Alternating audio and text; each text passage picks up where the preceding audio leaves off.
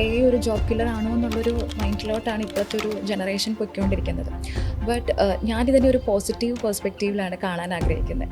Actually AI എന്ന് പറഞ്ഞാൽ നമുക്ക് പറയാം ബോത്ത് ഡിസ്ട്രക്ടർ ആൻഡ് ക്രിയേറ്റർ ആണ്. പക്ഷേ അതിൻ്റെ കീ എന്ന് പറയുന്നത് നമ്മുടെ കയ്യിലാണ്.